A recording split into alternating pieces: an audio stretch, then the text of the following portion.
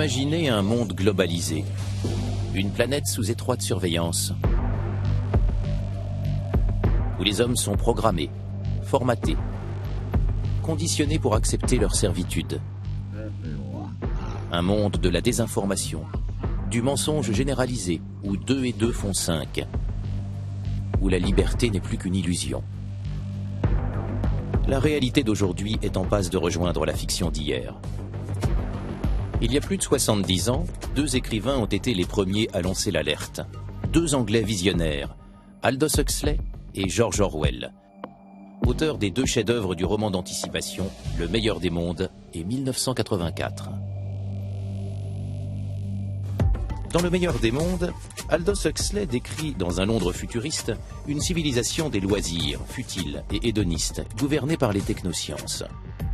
De l'autre côté de la Tamise, George Orwell imagine dans 1984 des citoyens travailleurs placés sous l'œil et la botte de Big Brother, privés de toute liberté. Et nous, à l'heure du triomphe des biotechnologies, des mass-médias et des réseaux sociaux, sur quelle rive risque-t-on d'échouer? Orwell ou Huxley?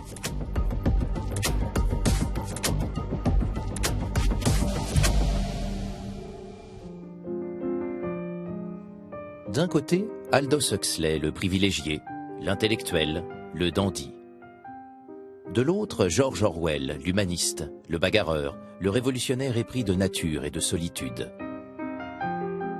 2 Anglais au tempérament opposé qui se sont côtoyés, appréciés, puis querellés. Huxley fut le professeur d'Orwell avant que les 2 hommes ne se perdent de vue. Ce sont leurs romans qui les réuniront, mais ils ne parviendront jamais à se mettre d'accord sur leur noire vision du futur. Tout, dans leur mode de vie comme dans leurs livres, exprime leurs antagonismes, jusqu'au lieu où ils ont écrit. Orwell s'enfermera pendant 2 ans entre 4 murs sur une île d'Écosse, battue par la pluie et les vents. Huxley optera pour la douceur d'une station balnéaire de Méditerranée. En 1930, Aldous Huxley se retire à Sanary-sur-Mer, sur la côte d'Azur, loin de la Grande Dépression et de la montée des nationalismes qui ébranlent l'Europe. Nous sommes en train d'emménager dans une petite maison donnant sur la Méditerranée.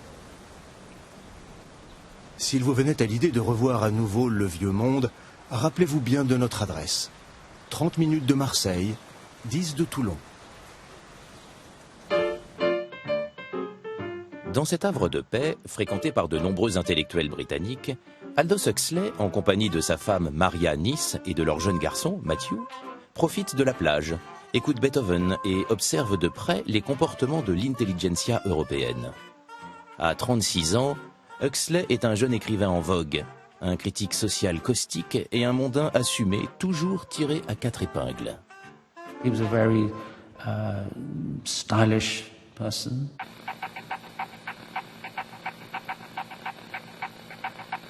I mean, there's a very amusing anecdote of Virginia Woolf on a cross-channel ferry, seeing Huxley and his wife looking like a fashion shoot from Vogue, and she went and hid behind the funnel because she felt in her dowdy blue stocking clothes that she was not up to meeting them. So he was very socially confident, I think. Outre l'écriture, à laquelle il consacre ses journées, Huxley se passionne pour la science et les innovations technologiques. La radio, qui pénètre les foyers. Mais aussi et surtout la médecine et la biologie.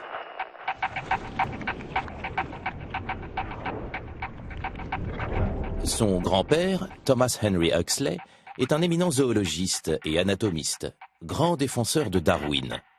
Son frère, Julian, est un biologiste et théoricien de l'eugénisme.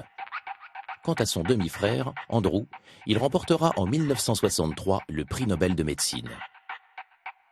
He really came from that milieu, and I think it conditioned him. Interestingly, he very rarely wrote about it. Why didn't he say more about his intellectual heritage? Was it because he was saw himself as very much a modern man? I think after the First World War, many people of Huxley's vintage were so angry at what that war had done. It had killed their friends. They wanted to turn their back on the past and look to the future. Ce que Huxley voit se profiler à l'horizon ne le rassure guère. Dans le contexte bouillonnant de l'entre-deux-guerres, il s'interroge sur la place de l'individu dans un monde qui court vers la production et la consommation de masse. Il veut en faire le sujet de son prochain livre. Un récit ironique et féroce, à rebours de la plupart des romans de science-fiction de l'époque, qui défendent l'idée que le progrès scientifique ferait le bonheur des hommes. En mai 1931, Huxley s'isole dans son bureau pendant 4 mois et imagine un monde où la science, sous couvert d'apporter confort et stabilité, devient un instrument de contrôle visant à conditionner et asservir l'humanité. Son livre se nourrit des débats eugénistes qui animent la communauté savante des années 30. Huxley est atterré par ceux qui voient dans les progrès de la génétique un moyen d'organiser la société et de justifier les inégalités. Et plus encore, par certains scientifiques aux États-Unis et en Grande-Bretagne qui stérilisent les handicapés et les personnes jugées socialement inaptes. Aldous Huxley lived at a time when many people were talking about selective breeding, eugenics, and also the possibility of conditioning human beings with behavioral feedback, even sleep teaching.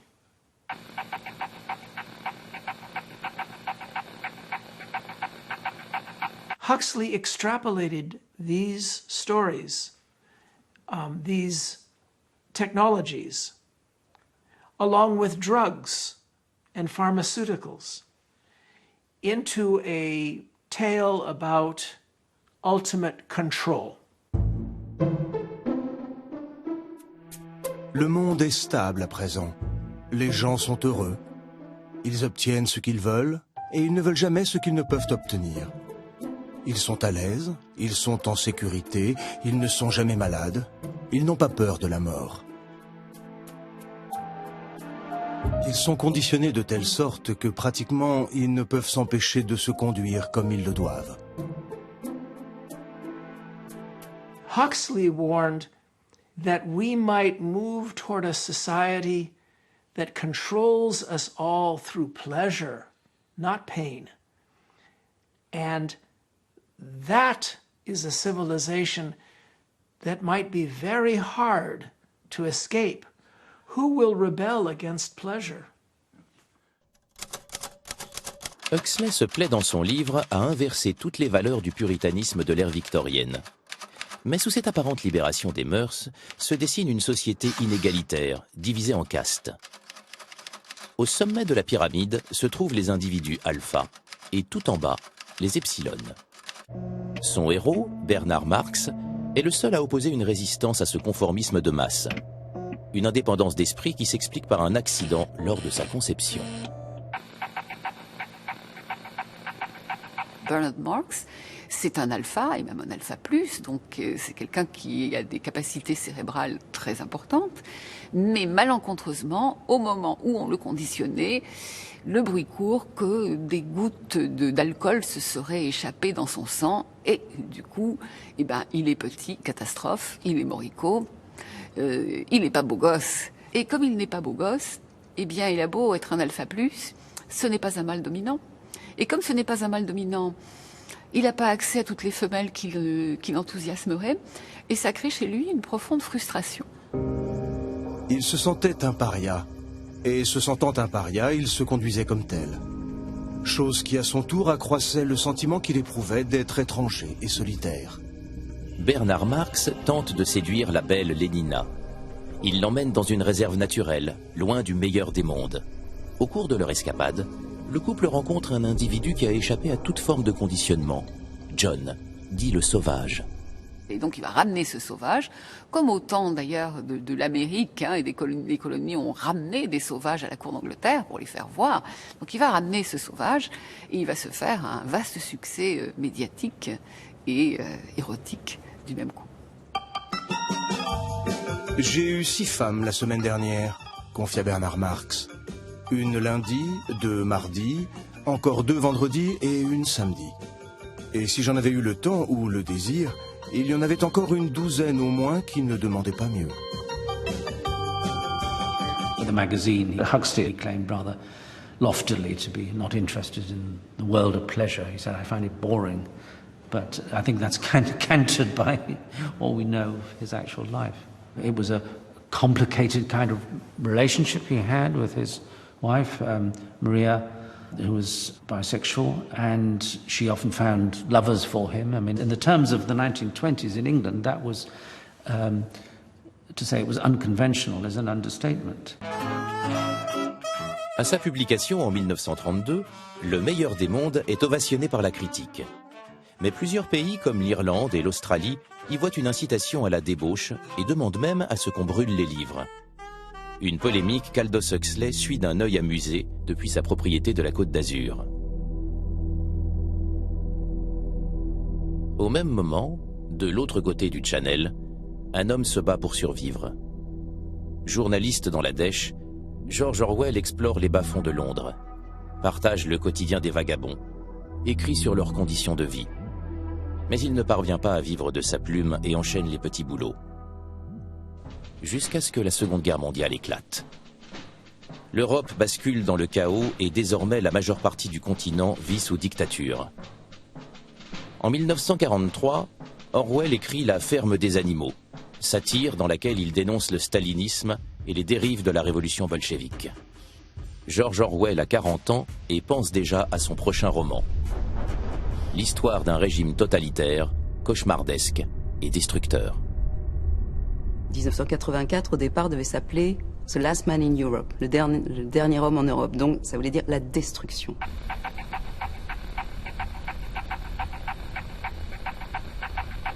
C'était une trilogie au départ qui s'appelait Les vivants et les morts. Donc, il y avait un premier tome qui n'a jamais été écrit. La ferme des animaux constituait le deuxième volet. Et le troisième et dernier, c'était le dernier homme.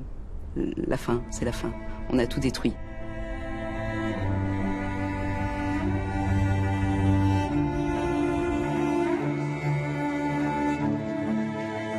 1946. Londres n'est plus qu'un champ de ruines.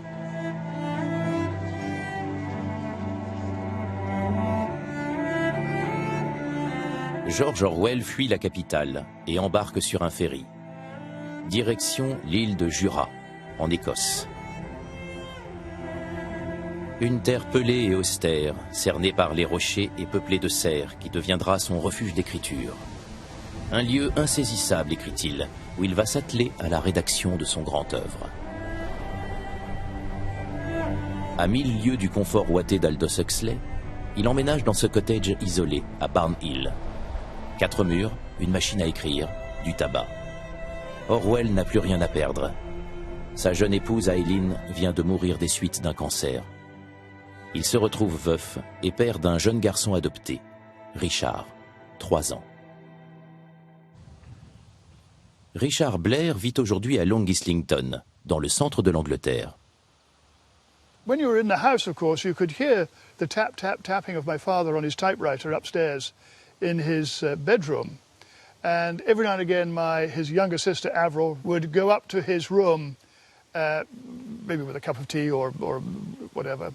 And, of course, there he would be in his bedroom with an oil heater, which gave off a lot of fumes, no windows open.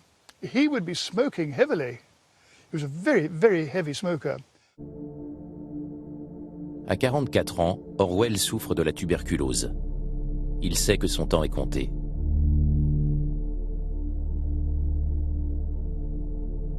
Alors il tape sur le clavier à longueur de journée et fume comme un sapeur jusqu'à en cracher ses poumons. Il travaille dans son lit déjà parce que le médecin lui a dit vous bougez pas de votre lit, ça suffit les bêtises. Il tousse, et il a des pneumonies à répétition, il crache du sang, enfin il est malade quoi. Alors il n'avait pas trouvé de dactylo à Jura. Évidemment, loin de tout, il n'avait pas trouvé quelqu'un qui pouvait dactylographier son texte, et c'était lui qui le faisait. Donc vous imaginez les énormes machines à écrire qui devaient peser 15 kilos, et il avait ça dans son lit, et il tapait à la machine, ça n'a pas dû arranger sa santé. Et je pense qu'il était, il a travaillé dans un état, je pense qu'il travaillait tout le temps. Il était pressé d'écrire ce texte, il avait toutes ses idées en tête, et c'était une course contre la montre. 1984 décrit un monde scindé en 3 blocs qui se livrent une guerre perpétuelle. La population est maintenue dans le dénuement, sous l'œil menaçant de Big Brother, incarnation d'un pouvoir répressif, bureaucratique et omniscient. Dans ce décor post-apocalyptique, il y a un personnage qui s'appelle Winston, qui a 39 ans, qui a un ulcère variqueux à une jambe, qui est un peu malingre, un peu mal dans sa peau, quelque peu dépressif ou subdépressif, et qui, depuis des années d'un monologue intérieur qui le tourmente, se pose des questions qu'il ne devrait pas se poser. Ce n'est pas un dissident, ce n'est pas un révolutionnaire, comment le pourrait-il? C'est un inadéquat. Ainsi commence l'histoire. Il était vrai que Winston ne se souvenait de rien qui fût très différent. À aucune époque dont il put se souvenir avec précision, il n'y avait eu tout à fait assez à manger. Le mobilier avait toujours été bosselé et branlant, les pièces insuffisamment chauffées, les rames de métro bondées, les maisons délabrées, le pain noir. Rien n'était bon marché et abondant, à part le gin synthétique. On avait toujours dans l'estomac et dans la peau une sorte de protestation. La sensation qu'on avait été dupé, dépossédé de quelque chose à quoi on avait droit. Personne n'a jamais mieux compris, je pense, le fonctionnement des systèmes totalitaires, mais aussi pas seulement le fonctionnement, mais les principes philosophiques qu'il y a derrière, comme George Orwell.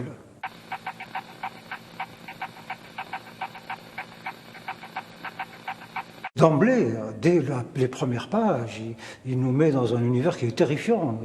Les gens vivent dans des conditions misérables, ce télécran qui les surveille en permanence, et puis dans son ministère, les gens qui disparaissent comme ça subitement, où est un tel, et puis le silence, personne même ne remarque qu'il a disparu. George Orwell nous fait prendre conscience de notre propre peur pour réagir, comme donc un levier pour nous amener à nous révolter, mais absolument. Quand on lit ce roman, il est écrit au scalpel. La première partie du roman, qui est, je dirais, la partie d'exposition, qui nous fait connaître cette société et la place que Winston y occupe, est particulièrement froide, glacée. La deuxième, qui est la rencontre avec Julia et la découverte du sexe et de l'amitié, et pourquoi pas de l'amour, celle-là a des moments lyriques. Dans l'ancien temps, un homme regardait le corps d'une fille, il le trouvait désirable, et l'affaire était faite. Mais aujourd'hui, plus d'amour pur, plus de désir pur, il n'y a plus d'émotion pure. Aucune émotion n'était pure, car elle était mêlée de peur et de haine. Leur embrassement avait été une bataille, leur jouissance, une victoire. C'était un coup porté au parti, c'était un acte politique. Orwell a pensé que l'amour est un moyen, offre une alternative à l'absurde, etc., et peut-être un moteur de révolte et de révolution très intéressant. Et c'est comme ça, tout le roman de George Orwell est bâti sur ça. Un jour, la découverte de Julia, l'amour, et là, voilà la nouvelle fantasmagorie. L'amour vaut bien tous les sacrifices, Paris vaut bien une messe. Donc, et l'amour l'amène donc dans la dissidence. L'amour est interdit dans la caste à laquelle il appartient. Eh bien, il aime, et ainsi de suite. Et donc, du coup, il sort d'un univers, il rentre dans un univers qui vont s'opposer jusqu'à la mort. Je ne suis pas satisfait du livre, mais je n'en suis pas absolument mécontent. Je pense que l'idée est bonne, mais j'en aurais tiré un meilleur parti si je n'avais pas été malade. 1984 est publié le 8 juin 1949. Malgré ses doutes, le roman s'impose immédiatement comme un chef-d'œuvre. Winston Churchill racontera l'avoir lu 2 fois. Et Big Brother deviendra pour des millions de lecteurs la figure ultime du totalitarisme.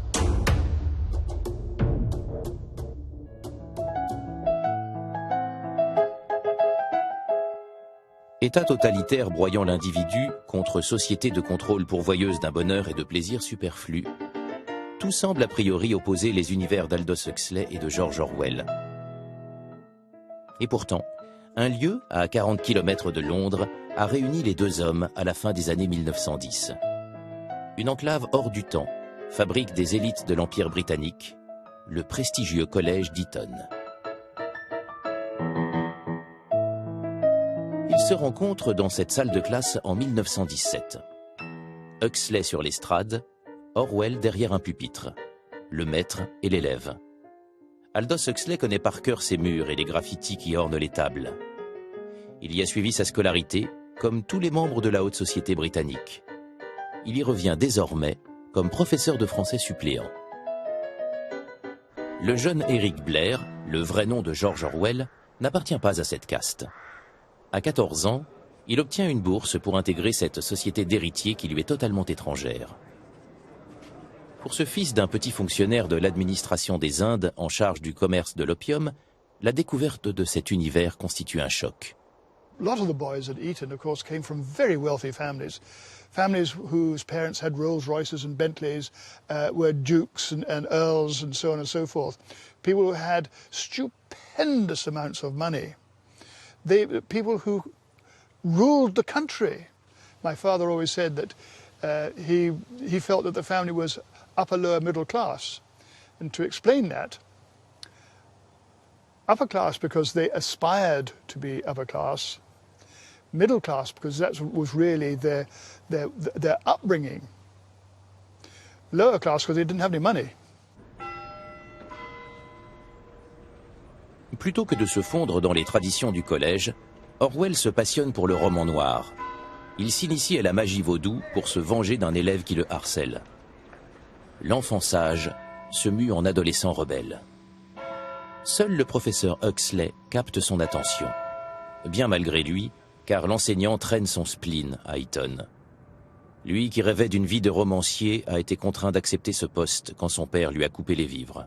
C'était un désastreux professeur qui avait aucune autorité, qui était incapable de faire régner l'ordre, mais Huxley a mis vraiment l'amour de la langue et des mots dans les oreilles de ses jeunes élèves, et ça je pense que c'est un apport qui est resté.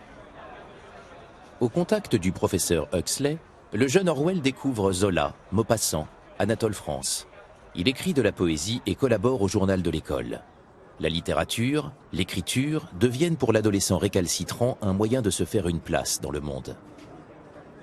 Although he did no work at Eton, he was quite capable of pursuing an intellectual conversation with anybody who cared to talk to him, because he was very, very widely read. The one thing he did was to read. He read everything that was available to him. That tiny little crystal of desire to write was probably born at Eton. Aucun des deux ne se plaît à Eton. Orwell accumule les mauvais résultats et décide de ne pas poursuivre ses études. Après 2 ans d'enseignement, Huxley démissionne de son poste. Il désire se consacrer pleinement à l'écriture, en finir avec ce qu'il appelle sa constipation poétique. L'univers clos et oppressant d'Eton servira de source d'inspiration aux 2 écrivains. Il façonnera leur vision du futur, celle d'un monde cloisonné, immuable, hiérarchisé en société de caste où nul n'échappe à sa condition. Dans son roman, Huxley imagine ainsi une usine à bébés. Y sont produits d'un côté les alphas, l'élite physique, intellectuelle et politique du meilleur des mondes, de l'autre, les epsilons, masse ouvrière fabriquée à la chaîne suivant les techniques du clonage. Nous prédestinons et conditionnons. Nous décantons nos bébés sous forme d'êtres vivants socialisés, sous forme d'alpha ou d'epsilon, de futurs vidangeurs ou de futurs administrateurs mondiaux. Tel est le but de tout conditionnement. Faire aimer aux gens la destination sociale à laquelle ils ne peuvent échapper. Le principe de la production en série, enfin appliqué à la biologie.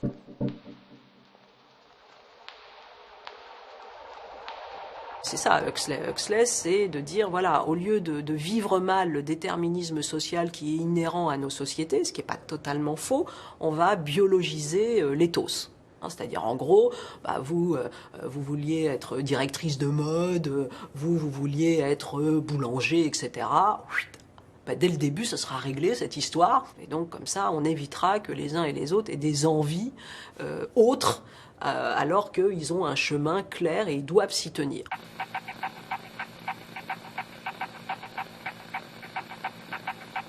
Donc ça, effectivement, ça peut être ressenti comme une dystopie délirante ou une utopie, puisque les gens n'auront même plus la possibilité de conscientiser leur servitude volontaire. Cette question d'une société prédéterminée selon des critères génétiques suscite de vifs débats au sein de la famille Huxley. Son frère, le biologiste Julian Huxley, est partisan d'un nouvel eugénisme qui viserait à améliorer l'être humain. Une idée à la fois répugnante et fascinante pour le romancier. Vous avez un couple absolument détonnant entre ces deux frères, l'un qui va penser la version rationnelle totale, biologisante, eugénisante, entre guillemets, d'un côté, et puis l'autre qui va tenter par l'absurde, par la fiction utopique, mais qui est presque dystopique, de venir contrer cette idée-là. Et donc vous avez deux frères qui, à l'intérieur même de leur nexus familial, de leur nœud familial, sont en train d'organiser la querelle future de l'humanité. Les États-Unis penchent aujourd'hui du côté des idées de Julian Huxley. Certains médecins ont même sauté le pas de l'eugénisme et proposent des bébés sur mesure. En Californie, au Fertility Institute de Los Angeles, le meilleur des mondes est devenu une réalité. Le Dr Steinberg fabrique des alphas sur commande. We've got a total of about 7,000 embryos stored here right now. So we know who they came from, we know when they were produced, and we know who they're going to.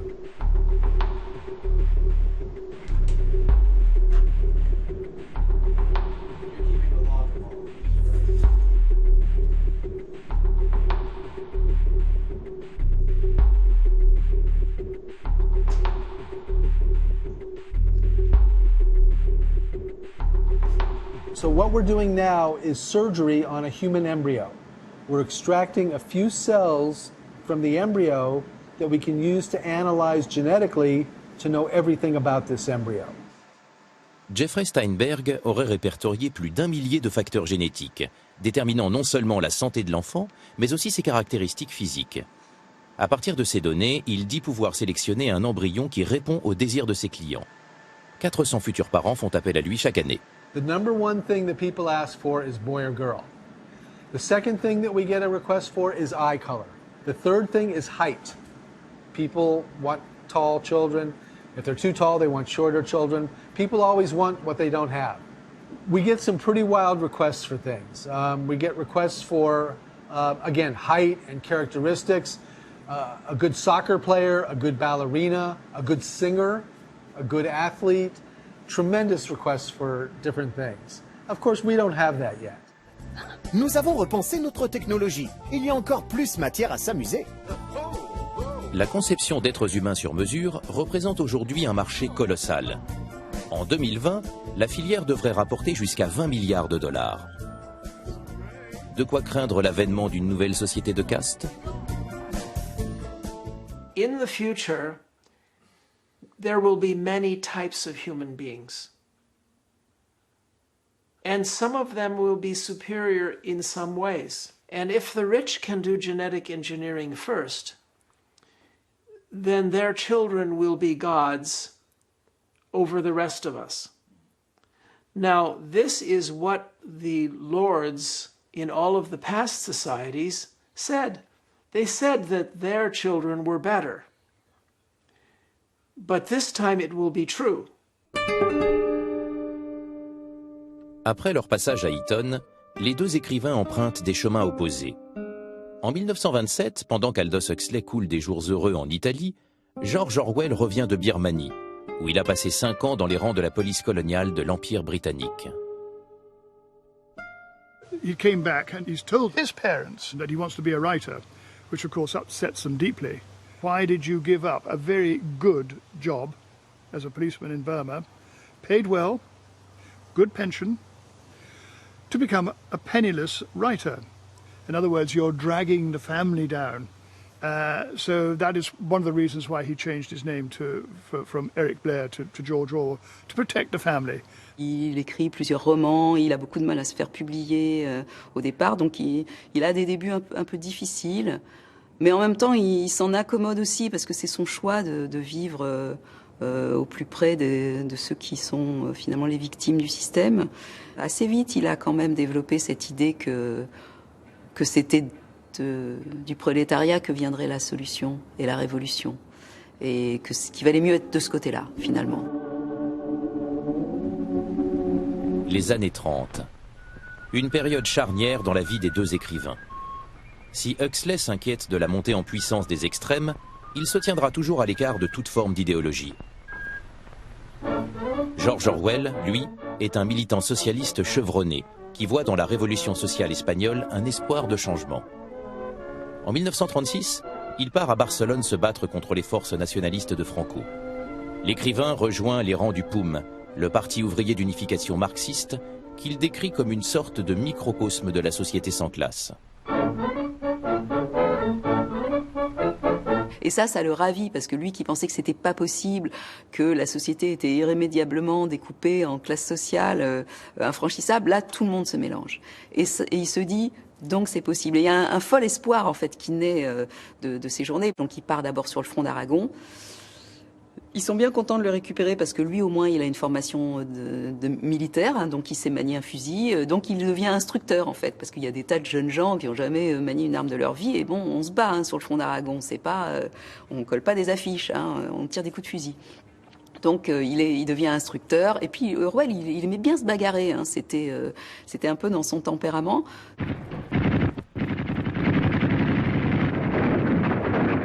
Et là, il est blessé, il prend une balle dans la gorge. Alors ça, c'est complètement incroyable. Une balle lui traverse la gorge. Et aucun organe vital n'est touché. Il est juste blessé au larynx, ce qui va lui donner une extinction de voix qui va durer quelque temps. Et puis après, je pense qu'il va conserver dans sa voix un petit voile qui va lui rester toute sa vie. Trahi par Staline et le Parti communiste, qui ne veulent pas d'une révolution en Espagne, Orwell et ses frères d'armes sont menacés. En juin 1937, l'écrivain anglais doit quitter à la hâte la Catalogne pour échapper à la prison.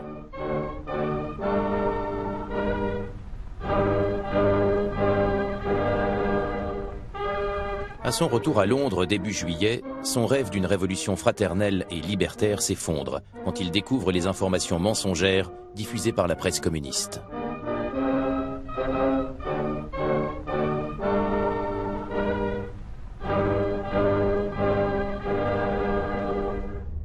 La notion même de vérité objective est en train de disparaître de ce monde. À toute fin utile, le mensonge sera devenu vérité. Les injonctions qu'on trouve dans 1984, la guerre c'est la paix, la liberté c'est l'esclavage,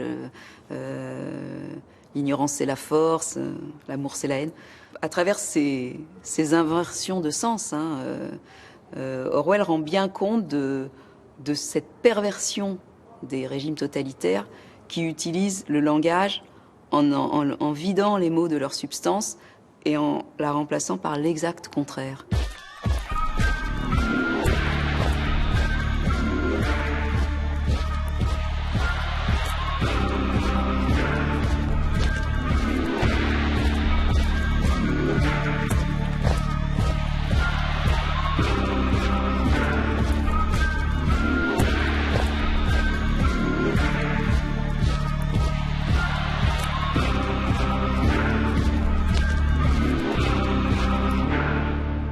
Cette manipulation du langage est commune aux deux romans, tout comme la falsification de l'histoire. S'inspirant du ministère de l'Information du Royaume-Uni, où travaillait son épouse, Orwell invente dans 1984 un ministère de la vérité, qui s'occupe de tronquer l'information. Son héros, Winston Smith, y travaille, et a pour tâche de réécrire les faits historiques pour qu'ils correspondent à la ligne perpétuellement changeante du parti. Cela pénétrait votre crâne, frappait contre votre cerveau, vous effrayait jusqu'à vous faire renier vos croyances. Le parti vous disait de rejeter le témoignage de vos yeux et de vos oreilles. Rejeter le témoignage de ses yeux. Une idée reprise quasiment mot pour mot et parfaitement assumée par Donald Trump à Kansas City, dans un discours face aux vétérans américains. And just remember, what you're seeing and what you're reading is not what's happening. He made this incredible speech where he said, "You can't trust anything out there. You can only trust me. I am Big Brother. I'm your only friend." This is straight out of 1984. Phelim McMahon est le directeur du Human Rights Center de Berkeley, la crème des universités californiennes. Chaque année, il forme plus de 100 étudiants à débusquer la vérité dans le flot ininterrompu d'informations contradictoires et mensongères qui se déversent aujourd'hui sur la planète. Orwell feared that those who would deprive us of information. Huxley feared those who would give us so much information that we would be reduced to passivity and egoism. In one world, you have people who are trying to eliminate facts. And in the other world, we have a power system that's trying to tell us that facts don't matter. And I think what we see in a lot of the discourse from powerful people today is both things. They're trying to tell us that facts don't matter, at the same time as they're trying to tell us that there are no facts. Le cours magistral terminé, Phelim McMahon passe aux travaux pratiques avec des élèves de première année, Monica, Harry et Nikki. Il leur montre comment les mécanismes de propagande les plus grossiers sont toujours d'actualité. So I'm gonna show you another video. This is not a fake video. These are all trusted sources. We are extremely proud of the quality, balanced journalism that CBS 4 News produces. But the sharing of biased and false news has become all too common on social media. More alarming, some media outlets aren't true without checking facts first. Sur des dizaines de chaînes de télévision locales de Sinclair Broadcast, géant des médias américains, des journalistes ont répété, durant plusieurs semaines, un monologue dicté par leur patron, étroitement lié à l'administration de Donald Trump. Un exercice de propagande vu par 38% des ménages américains. This is extremely dangerous to our democracy. This is extremely dangerous to our democracy. All right. Guys, can I ask you, what do you think of that? Nikki, Ari, Monica, tell me. But, yeah, it's interesting to me because I don't know why they went to local news and like have them like all of them just repeat that. Is it because it's like local news is more accessible to every single household because everyone watches local news? Politically speaking, the manipulation of information is more important than ever to maintaining power. The tactic is to disorient, to confuse people, to make them refuse the evidence of their own eyes. Le rapport des politiques à la langue aujourd'hui, il est... Alors encore une fois, je vais être trop caricatural, et donc je m'en excuse déjà, mais il est assez désastreux. Qu'est-ce qui fait la démocratie? Qu'est-ce qui fait l'état de droit? C'est précisément un rapport préservé à la qualité de la parole. Pourquoi? Parce que l'état de droit considère que le premier outil de régulation dans la démocratie, c'est la parole. C'est pas la violence. Et donc la parole, pour qu'elle soit régulatrice, il faut qu'elle soit identifiée comme viable. Comme honnête. Believe me, believe me, believe me, believe me. Parce que sinon, vous dévitalisez le pouvoir performatif de la parole. Et donc, résultat, vous faites d'une parole qui, à un moment donné, est identifiée comme étant rien. Ça ou autre chose, c'est rien. Et donc, résultat, hop, on va directement vers ce qui va réguler la violence. La violence, l'hypersécurité, l'hyperordre, etc. Donc préserver en démocratie le rapport qualitatif à la parole, c'est un enjeu politique. Propaganda to confuse, divide, soften up their intended victim. Aussi surprenant que cela puisse paraître, George Orwell a lui-même été un rouage de la machine à trafiquer l'histoire. En 1941, il est correspondant pour la BBC, en charge de la propagande vers l'Inde, qu'il doit convaincre de participer à l'effort de guerre contre les nazis. Il s'exécutera sans sourciller durant 2 ans, avant de démissionner. J'ai l'impression que si je retourne à ma vie de journaliste et d'écrivain, je serai plus utile que je ne le suis à présent. Pendant la guerre, les trajectoires des 2 écrivains se croisent à nouveau. George Orwell découvre le roman de son ancien professeur et s'empresse d'en rédiger une critique acerbe.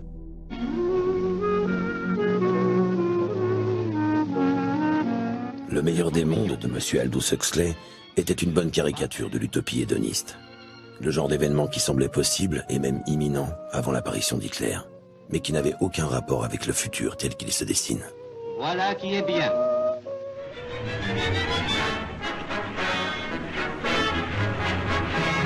Ce vers quoi nous nous dirigeons en ce moment ressemble davantage à l'Inquisition espagnole, ou probablement bien pire, grâce à la police secrète. Il y a très peu de chances d'y échapper, à moins de pouvoir rétablir la croyance en la fraternité entre humains. I understand that Orwell did, during the Second World War, around about 1940, express some impatience with Huxley's view, that he felt that was just a little bit too clever, a little bit too complacent. With the rise of Hitler, Orwell would probably have thought of him as being too much of a intellectual ivory tower character compared to himself. Huxley ne prend pas la peine de répondre. Ce qui n'empêchera pas Orwell de lui faire parvenir un exemplaire de son roman 1984. Espère-t-il le convaincre du bien fondé de sa vision? Aldous Huxley reçoit le livre de son ancien élève en Californie, où il vit depuis 1937. Cette fois, il adresse une lettre à Orwell. D'ici la prochaine génération, je pense que les leaders mondiaux découvriront que le conditionnement des enfants et que l'hypnose sous narcotique sont plus efficaces en tant qu'instrument de gouvernance que les matraques et les prisons. Et que la soif de pouvoir peut être tout aussi bien satisfaite en suggérant au peuple d'aimer sa servitude, plutôt qu'en le frappant et en le flagellant pour qu'il obéisse. En d'autres termes, je sens que le cauchemar de 1984 est destiné à moduler le cauchemar d'un monde ressemblant plus à ce que j'ai imaginé dans le meilleur des mondes.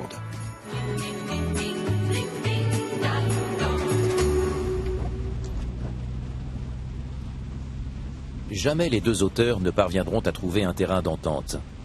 George Orwell aura juste le temps de lire la réponse d'Huxley avant de mourir à 46 ans, moins d'un an après la parution de 1984.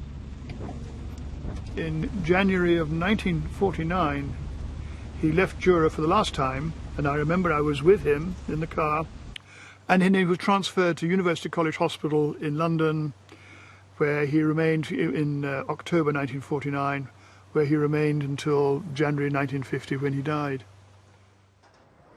Richard Blair était sur le point de fêter son 6e anniversaire au moment de la disparition de George Orwell le 21 janvier 1950. La même année, du haut de la terrasse de sa villa d'Hollywood, Aldous Huxley pose un regard ironique sur les aberrations de l'American Way of Life. There was a famous description he gave in a letter when he lived in California. He looked out of the window of the house and saw a young man opposite polishing for about 2 hours his red automobile. And Huxley couldn't fathom that. Why would anyone waste time polishing a car? You know, he was absolutely not a man of consumer society. Comment vous avez commencé à écrire? L'ancien professeur de français cherchera à s'extraire du consumérisme ambiant, à sa manière. Vous avez fait une expérience assez troublante. Vous avez pris une dose de mescaline pour expérimenter les effets de cette drogue sur l'esprit, sur la conscience.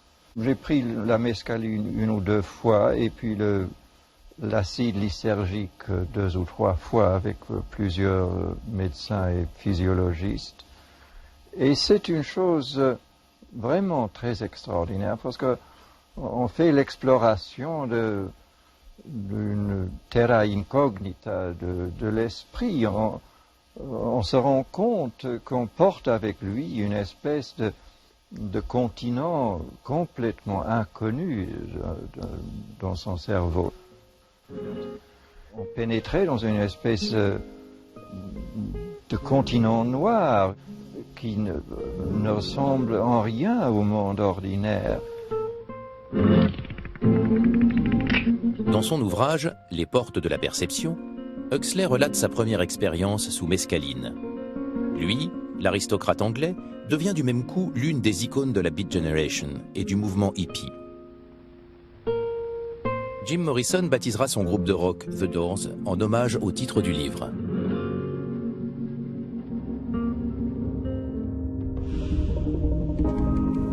« 13 ans après la disparition de George Orwell, Aldous Huxley, auteur britannique, penseur visionnaire et gourou de la contre-culture, choisit de mourir sous LSD le 22 novembre 1963.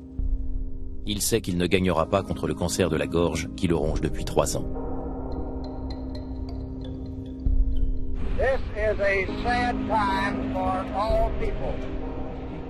We have suffered a loss that cannot be weighed. Mais les cris et les pleurs qui secouent ce jour-là l'Amérique ne sont pas pour lui. He had the intelligence, the sagesse to die on the one day when no one would notice. No one would notice that Aldous Huxley died.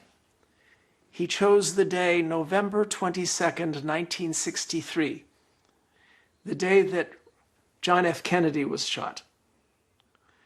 So if you wanted to sneak out of town without being noticed, that's how to do it.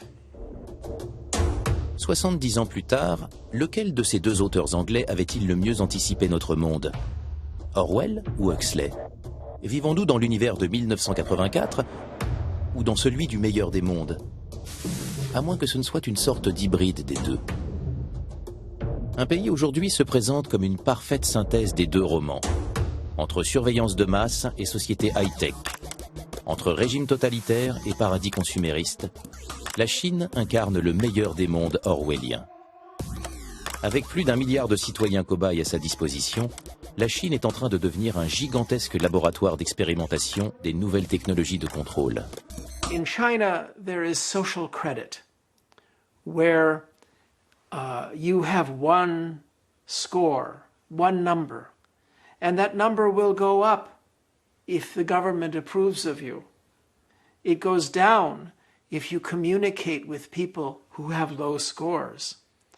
This is likely to be a very powerful tool for obedience, for enforcing conformity.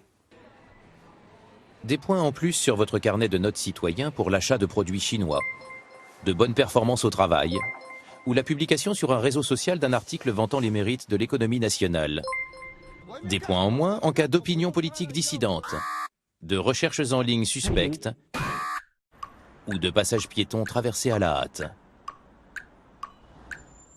Évidemment, un mauvais bulletin donne lieu à des sanctions. Interdiction d'acheter un billet de train ou d'avion durant 1 an. Impossibilité d'obtenir un prêt, d'accéder à certains services sociaux, ou encore de s'inscrire sur un site de rencontre.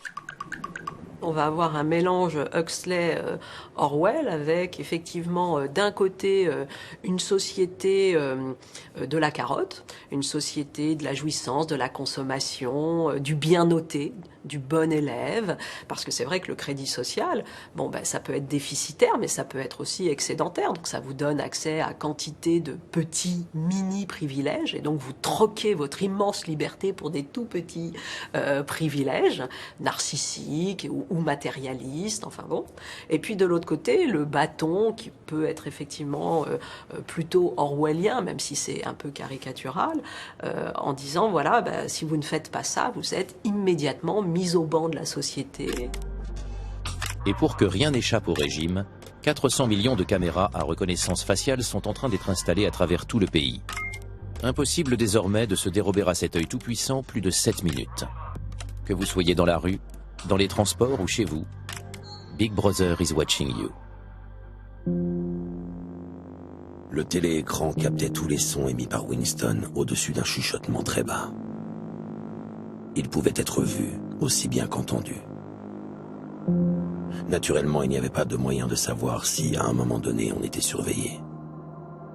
Combien de fois, et suivant quel plan, la police de la pensée se branchait-elle sur une ligne individuelle quelconque? Personne ne pouvait le savoir.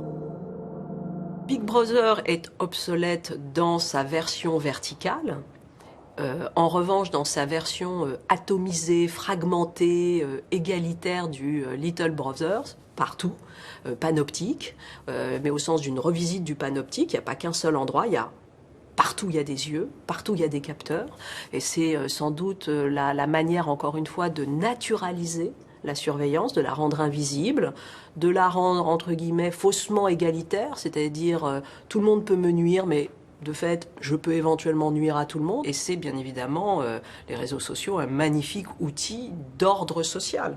Mais aussi pas simplement d'ordre en surplomb, mais d'ordre en horizontal. C'est-à-dire que, voilà, on fait attention à nos comportements, on les met en scène.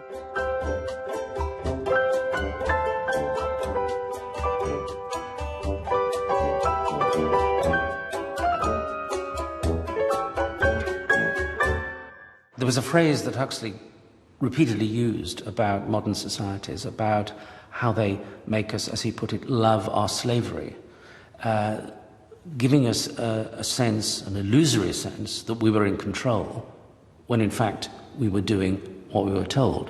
And he felt that we allow ourselves too readily to be manipulated, and we're tricked into thinking that we are free when we are not.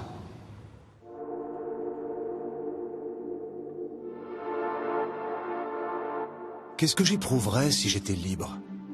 Si je n'étais pas asservi par mon conditionnement? N'avez-vous pas le désir d'être libre, Lénina? Je ne sais pas ce que vous voulez dire. Je le suis libre.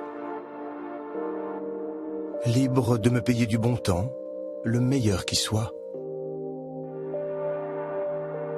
Tout le monde est heureux à présent.